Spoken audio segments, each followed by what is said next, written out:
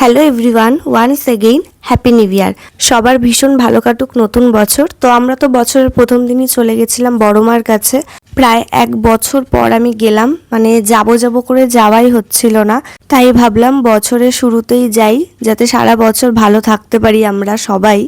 আর সেদিন মায়ের কাছে এত মানুষ পুজো দিতে এসছে, মানে এত ভিড়।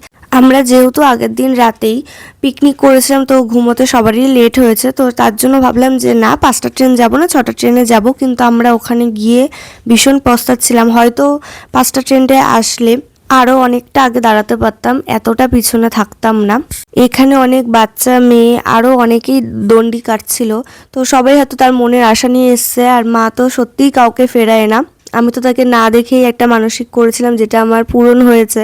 তো এটাই চাওয়া, নতুন বছরে মা যেন সবার আশা পূরণ করে। আর 3 ঘন্টা অপেক্ষার পর মায়ের মন্দিরে এসে যখন মায়ের মুখটা দেখলাম, তখন একটা আলাদাই শান্তি, কোনো কষ্টই আর মনে হচ্ছিল না। দেন আমরা পুজো দিয়ে বেরিয়ে প্রসাদ খেয়ে আখের রস খেয়ে নিয়েছিলাম। তারপরে আমরা চলে আসছিলাম বাড়ি।